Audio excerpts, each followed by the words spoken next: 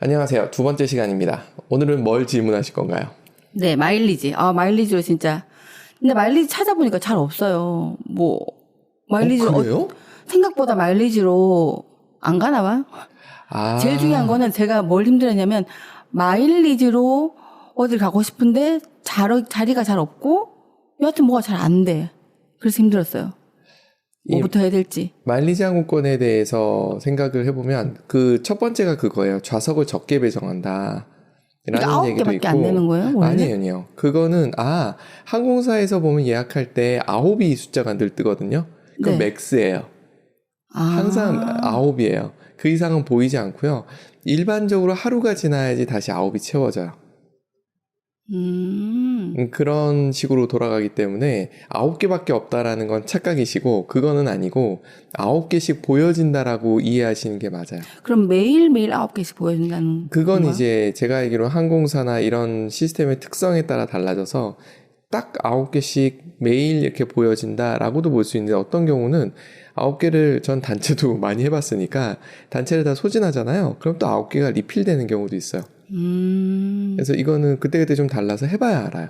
저는 9개에서 4개, 어떤 게 2개 이렇게 남으니까 9개밖에 없고 너무 작잖아, 그러면. 그래서 9개는 최대치고 그 이상은 보여지지 않고요. 그러니까 한 자리밖에 안 보여지나 봐요. 그러니까 2개, 4개, 이거는 2개, 4개밖에 없는 건데, 그 또한 하루가 지났을 때 리필이 되는 경우도 있다라고 보시면 되고, 그 마일리지도 그렇고요. 일반 항공권도 그래요, 그거는. 네. 그리고 이제 마일리지를 저 같은 경우 몰라서 이제 찾아보면 그 텍스가 가격이 진짜 항공사마다 맞아요. 어마무시하더라고요, 진짜. 이것도 굉장히 차이가 많아서 대한항공이나 아시아나, 그러니까 대한항공, 아시아나 상당히 비슷해요. 왜냐면 서비스 경쟁을 하고 있기 때문에 시스템이 비슷하다고 보시면 되고, 얘네들은 전 세계 기준으로 보면 중간보다 살짝 낮은 값이에요. 이게 예전에는 없었던 게 뭐가 생겼냐면, 기름값이 많이 올랐을 때 유료 할증료라는 걸 만들었어요. 네. 그래서 비행기 표값 외에 유료 할증료를 만들면서 그냥 비행기를 일반적으로 구매하실 때는 어차피 포함되어 있어서 못 느끼세요. 근데 마일리지 항공권을 구매를 하시게 되면 이게 분리되어 있기 때문에 맞아요. 와닿거든요. 예를 들면 제가 항공권 구매한 것 중에 유료 할증료가 정말 작았던 항공사는 폴란드예요. 폴란드예요. 또 싱가포르예요. 싱가포르에요, 비싸던데. 싱가포르에도 싸요. 아, 그래요? 유료 할증료 싸고요. 공항 나 잘못 이용료는 알았네. 별도로 생각하셔야 됩니다. 그건 보통 텍스라고 보통 뭉뚱그려서 얘기하는데, 텍스는 보통 세금인데 세금은 아니고 공항 이용료나 뭐 이런 것들이 포함이 되는 게 텍스. 그리고 유료 할증료. 그러면 저희가 그 홈페이지에서 예를 들어서 아시아나 말고 싱가포르 에어를 탄다 하면 네. 밑에 나오는 텍스 요금이라는 게 네. 유료 할증료 더하기 공항 이용료 이렇게 된 건가요? 마일리지 항공권 구매하실 때 네네, 말씀하시는 거죠? 맞아요. 그게 합쳐진 가격이 아래 보이는 거고, 보면 루프탄자가 최악이에요. 그리고 비싼가요? 네, 비싸죠. 많이 높고요. 일본 항공사들이 또 굉장히 높은 편이에요. 유료 할증료가. 그러면 일단 유료 할증료랑 공항 이용료가 다르다는 거죠? 네, 다른 거예요. 공항 이용료 다 똑같나요, 그럼 대체로? 그거는 같아요. 근데 그게 그런 건 있더라고요. 그 마일리지 항공권도 왕복으로 끊으실 때가 있고 편도로만 끊으실 네네. 때가 있거든요. 그럴 때 보면 다른 게 보여요. 그것도 이제 비행기에 기름을 어떻게 넣느냐, 아니면 어떤 공항에서 출발하느냐, 그런 게 있어요. 우리나라 항공사들은 주요 파킹랏이, 그러니까 집이 인천공항이죠. 네. 인천공항에 있을 때는 주차비를 안 내진 않겠지만 저렴한 편으로 알고 있어요. 근데 예를 들어 LA 항공공항을 갔다, 그럼 거긴 주차 비용이 비싸요. 그래서 보통 LA에 간 비행기들이 한 2시간, 많으면 6시간 정도를 체류하면서 비행기가 거기서 정비하고 다시 막바로 떠요. 왜냐면 거기에 오래 있으면 돈을 내야 되거든요, 그만큼. 그렇구나. 그래서 이게 유료 할증료도 예를 들어서 마일리지 항공권을 끊을 때 편도로 인천에서 LA를 끊는 거하고 LA에서 인천을 끊는 게 유료 할증료가 다르게 나올 때도 있어요. 어머나, 그런 사연이 있었구나. 네, 그래서 이게 마일리지 항공권을 끊을 때 생각하셔야 될 게 왕복으로 끊을지 편도로 끊을지도 고민하셔야 되는데, 일반적으로 왕복으로 끊는 게 모든 비용이 텍스하고 유료 할증료 합친 게 떨어져요. 일반적으로 떨어져요. 그래서 그걸 잘 보시면서 하셔야 되는 거고, 그리고 마일리지 항공권이 좌석이 없다는 질문부터 시작했는데 네. 좌석이 없죠. 왜냐하면 비행기에 그렇게 많은 좌석을 무료 좌석으로 할당을 해버리면 항공사 편을 드는 건 아니고요. 걔도 파산해요. 그렇기 때문에 제가 쓰는 전략은 뭐냐면 여행 계획을 굉장히 일찍 잡아요. 이게 항공사마다 다른데 대한항공하고 아시아나는 350일인가? 360일 전에 항공권이 열려요. 저는 그때 마일리지 항공권을 잡아버려요. 네. 이게 사람들이 또 여기서 걱정하는 게 환불 어떻게 돼? 라고 얘기하는데 이것도 계속 바뀌는데 최근에 확인해 본 바에 의하면 90일 전에만 취소하면 수수료가 없어요. 근데 그 이후 그러니까 60일 정도 출발 60일 정도에 한다 그러면은 3,000마일인가? 아니면 $30를 내야 돼요. 그렇게 취소 수수료가 있어요. 또는 변경 수수료도 다 있고. 그러니까 이거는 판단을 하셔야 되는데 저는 좀 모르겠어요. 근거리 가는 건 모르겠지만 멀리 가시는 거는 미리 계획을 세워놓고 미리미리 잡아두는 걸 권하고 두 번째도 얘기 드릴 수 있는 게 예를 들어 내가 아시아나항공 마일리지예요. 제가 아시아나항공 마일리지를 많이 얘기 드리는 게 제가 그쪽을 중심으로 쌓아서 그래요. 근데 대한항공도 크게 다르지 않습니다. 아시아나항공을 잡을 때 아시아나항공을 잡으면 제일 좋죠. 직항이 많으니까. 그런데 직항이 없는 곳이라든가 아니면 경우에 따라서 경유편을 잡는 게 유리할 때가 있어요. 경유편을 잡게 되면 아시아나 같은 경우 스타얼라이언스고 대한항공 같은 경우 스카이팀인데 이렇게 잡았을 때는 거의 없어요. 취소 수수료가. 그런 장점이 있어요. 대신에 예를 드는 겁니다. 미주나 유럽 같은 경우 편도가 35,000이 공제돼요. 현재 기준입니다. 그런데 스타얼라이언스나 스카이팀을 쓰게 되면 4만 공제예요. 그래서 손해네? 이렇게 생각을 할 수도 있는데 경우에 따라서 취소라거나 환불 수수료 없는 거까지 고려했을 때 그게 이익일 수도 있어요. 이건 고민을 해보셔야 돼요. 그건 본인 결정이기 때문에 뭐라고 얘기 못하는데 저는 그때그때 맞춰서 하는 편이고 그리고 이렇게 외항사들을 섞어서 썼을 때 좌석이 있는 경우가 더 많이 있어요. 특히 좌석이 많은 항공사들이 있어요. 아까 말씀드렸던 폴란드에어 같은 경우는 좌석 잡기 진짜 어려운 항공사에 해당하고요. 어떤 항공사들은 좌석이 계속 보이는 항공사들도 있어요. 그래서 그거는 그때 예를 들어 미국 가는 것도 대만항공을 이용하면 좌석이 굉장히 오랫동안 보여요. 그러면서 4만 공제인데 이게 또 유리한 경우가 어떤 경우냐면 성수기예요. 대한항공이나 아시아나는 그때 매년 성수기를 규정합니다. 잘 보셔야 되는 게 한국 출발이냐 아니면 그 외 국가 출발이냐 이거에 따라 다 달라지는데 그럼 50%가 더 공제돼요. 예를 들어 미국 같은 경우는 35,000이 아니라 52,500이 돼버려요. 네, 그럼 맞아요. 더 높아지거든요. 그런 경우에는 도리어 스타얼라이언스나 스카이팀을 쓰면 똑같이 4만 공제거든요. 그래도 유리할 때도 있어요. 그래서 이거는 정말 고민을 하셔야 되는 거죠. 그래서 저도 이거를 보면서 날짜를 어떻게 잡을지 이렇게 잡아나가거든요.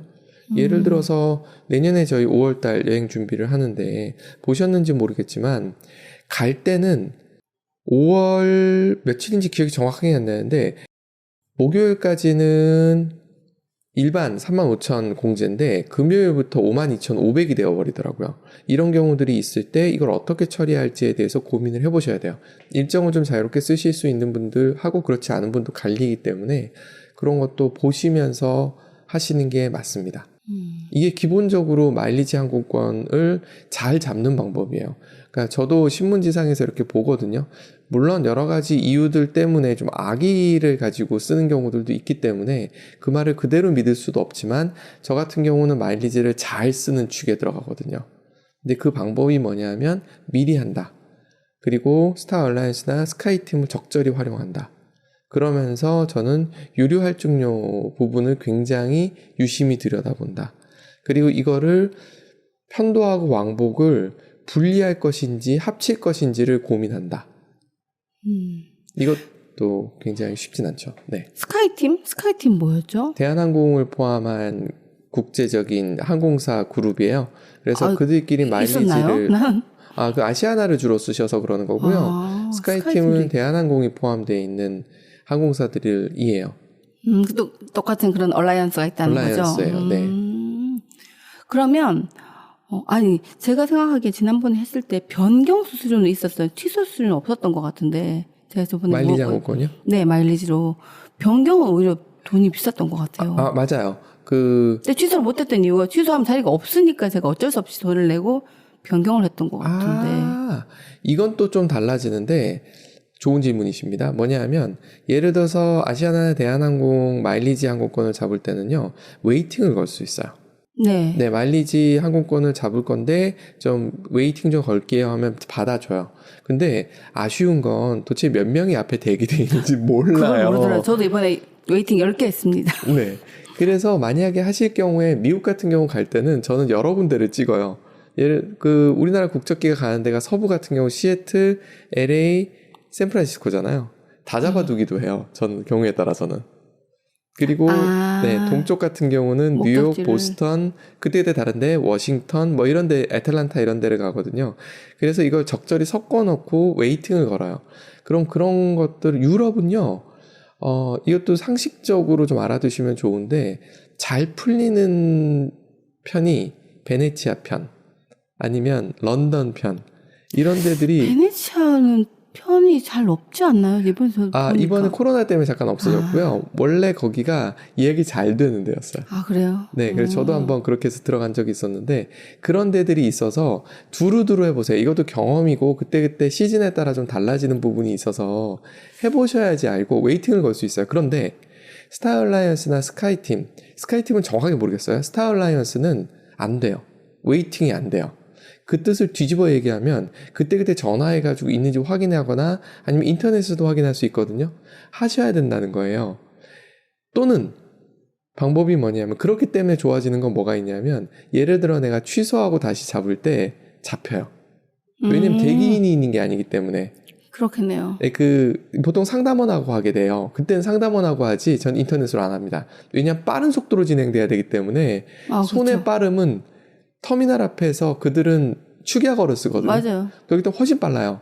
그래서 그분들도 얘기해요. 장담은 못한다. 맞아요. 장담 못한다? 오케이. 대신에 빠르게 해줘요. 그러면은 유능하신 분들은 굉장히 빠르게 해요. 이것도 또 하나 팁인데 상담원들의 내공 차이가 어마무시합니다. 그럴 것 같아요. 저 이번에 그렇게 해서 티켓 하나 바꿨어요. 이름 잘못 써가지고. 아동인데 성인 이름을 써넣어가지고 바꿔준데 그분이 그러더라고요. 이걸 하나 취소한다고 해서 이 자리에 다시 들어갈 수 있을지는 확인이 안 됩니다. 확신 못합니다. 이런데 해주시더라고요. 그게 능력 차이여서 그래서 질문을 많이 해보세요. 저는 초기에 마일리지 항공권 저도 잘 모르던 시절이 있었으니까 그때는 정말 붙들고 1시간씩 상담을 했어요. 저는 전화 대기만 50분 대기하고 5분 상담했는데. 저도 50분씩 대기를 한 적도 있어요. 그런데 전화 붙들고 나서 1시간 정도, 저 같은 사람들이 있으니까 50분 기다리신 거예요. 죄송합니다. 그런 상황이 생긴 거고, 지금은 좀 달라졌는데, 예전에는 미주 항공권이 어땠느냐 하면, 뉴욕을 가면 공제가 많아지고, 스카이 얼라이언스를 이용했을 때요. 그리고 워싱턴에서 출발하면 공제가 줄어요. 이걸 몰랐어요, 저도. 이런 거 어디 나와 있어요? 어디에도 잘 안 나와 있어요. 그러니까 어딘가 적혀는 있어요. 마일리지에 대한 건 네. 어디에도 뭐 확인할 길이 없는 거예요. 있어요. 그래요? 없진 않아요. 그 얘기를 듣고 뒤져보면 다 있는데 그렇게 해서 알 수 있는 건 아니고 그래서 직접 소통하면서 해야 되고 여기서 마일리지 항공권 특히 스타일라이언스나 아니면 환승을 하겠다라고 생각하면 뭘 하셔야 되느냐 하면 비행기 노선도를 조금 보셔야 돼요. 노선도? 큰 공항이 어디에 있는지 그리고 예를 드는 겁니다. 미국 같은 경우는 우리나라에서 출발하는 주요 항공사가 직항은 델타하고 유나이티드 에어밖에 없어요. 직항은. 아메리칸 에어 같은 경우는 일본 경유편이 존재하는 거고요. 네. 그런데 얘네들이 그러니까 다시 얘기하면 얘네들의 본거지 공항들이 다 달라요.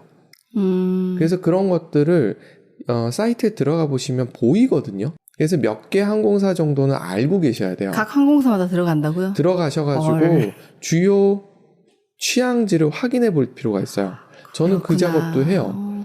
그렇게 여행을 많이 다니신 분들은 이런 거까지 샅샅이 뒤질 수 있는데 여행을 그렇게 모르겠어요. 저는 말씀하셨듯이 유튜브에 이런 내용이 이렇게 안 나와 있어요. 이렇게까지 아니고요. 네. 굉장히 그냥 일반적인 상식선에서 있는 것에서 조금 더 그냥 며칠 날 뭐 어떻게 잡아라 뭐 이런 정도로만 나와 있지 전혀 못 봤어요. 저는 5개월 전이라는 말도 잘 안 믿는 편이거든요.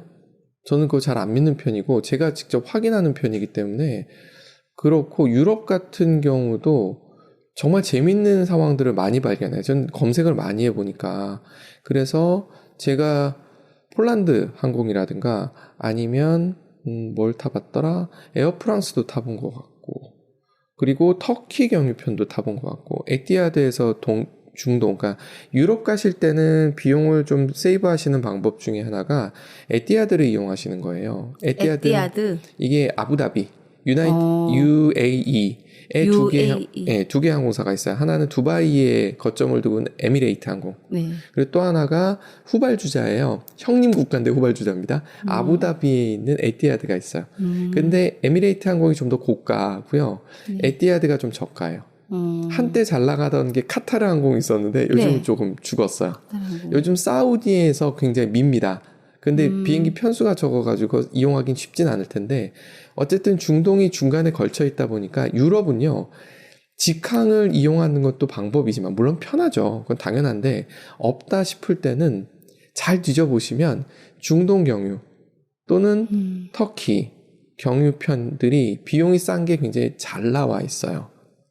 터키 경유는 있었던 것 같아요. 중동 경유가 있나요? 그러니까 에티하드나 에미레이트나 카타르 이런 항공사들이 요즘은 에디오피아 항공도 좀 보이던데 제가 그래도 아프리카 항공은 좀 피하려고 하고요. 왜요? 중국 항공은 전 안 타거든요. 절대 안 타거든요. 스타얼라인에서 중국 항공이 보이지만 절대로 안 탑니다. 왜냐하면 특히나 갈아탈 경우가 많은데 시간을 안 지키기 때문에 안 지킨다고 무조건 확언하면 안 되는군요. 안 지키는 경우들이 많기 때문에 비행기를 트랜짓을 못하는 경우들이 생겨요. 이번에 저희 스페인 갈 때 싱가포르 같은 경우는 공항에서 1시간밖에 트랜짓 타임이 없을 때도 있어요. 근데 저는 별로 걱정 안 해요. 왜냐하면 싱가포르니까. 근데 중국에서 그런다? 난 못 믿겠다. 미국에서 그런다? 못 믿겠다. 이렇게 돼요. 저번에 잠깐 트랜짓에 대해 설명드렸지만 그런 경우가 좀 있습니다.